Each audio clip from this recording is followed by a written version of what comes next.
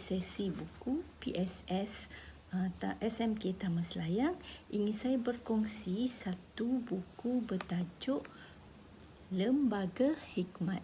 Buku ini dikeluarkan dengan edisi barunya pada tahun 2017 dan ia adalah karya Hamka yang diterbitkan semula oleh PTS, iaitu Publishing House Niryan Berhad, dalam edisi yang lebih segar dan berkualiti. Dan dia mengandungi 10 himpunan tajuk-tajuk di dalamnya dan ada dapat 79 muka surat. Namun walaupun nipis, ia syarat dengan pelbagai kisah dan pengalaman hidup orang-orang yang tertentu pada zaman Rasulullah SAW, sahabat, tabi'in dan juga zaman Raja Kaisar.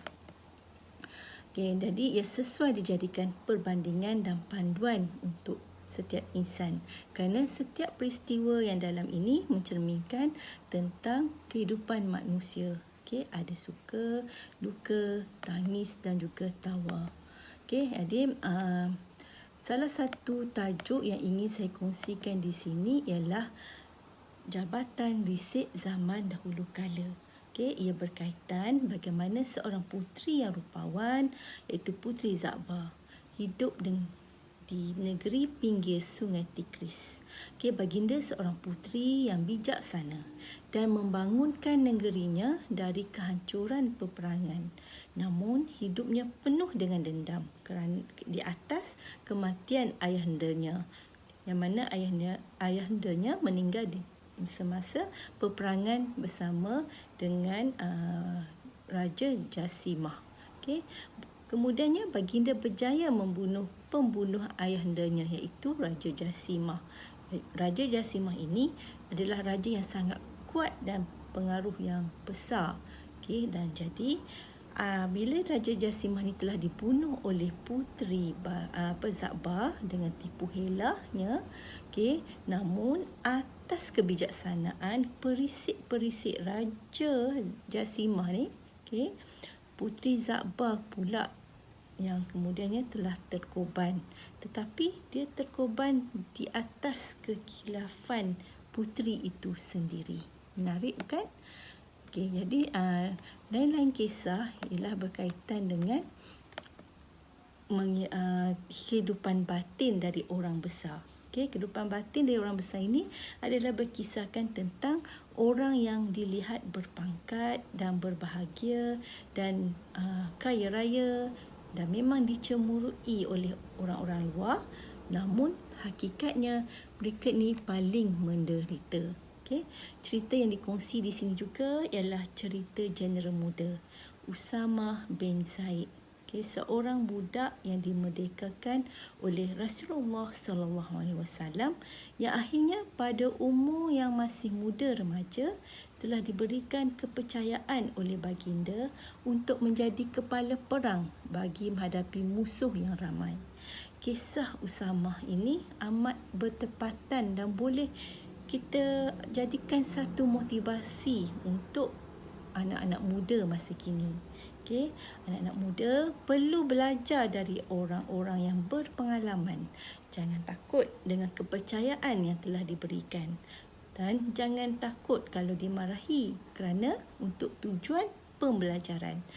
Kisah-kisah di dalamnya itu boleh memotivasikan. Dan untuk anak-anak muda itu daripada bangkit setelah jatuh. Jadi satu kisah lain akhirnya dalam tajuk terakhir dalam buku ini ialah kisah Rasulullah SAW sebagai seorang diplomat. Kisah ini juga boleh membawa kita bagaimana Rasulullah boleh bersifat sabar dalam menghadapi diplomasi untuk sesuatu rundingan, yang mendatangkan 1001 kebaikan untuk semua. Jadi kehidupan itu laksana tenunan yang bersambung menjadi kota, yang menjadi kata. Inilah moto yang menjadi pegangan dalam karya ini. Jika diamati, Okey, kisah-kisah yang diperincikan dalam setiap bab ini betullah apa yang dimaksudkan oleh Hamka. Setiap hari kita akan mendapat perkara yang baru. Okey, tanpa kita ketahui. Itulah rencana yang dikarang oleh Allah kepada setiap hamba-Nya. Jadi antara pengajaran yang saya dapat ialah pangkat dan kedudukan tidak memberi kelebihan kepada seseorang jika jiwa tidak tenang dan tenteram. Dan janganlah hidup dengan berdendam. Okay, kerana ia akan merugikan diri sendiri dan sentiasa sedia mendengar pendapat orang lain. Mana tahu pendapat itu lebih baik dan bernas. Okay, inilah erti mengambil hikmah. Ertinya mengambil pengajaran dari pengalaman orang lain. Melihat rahsia pada berlakunya peristiwa. Okay, untuk kita ambil iktibar.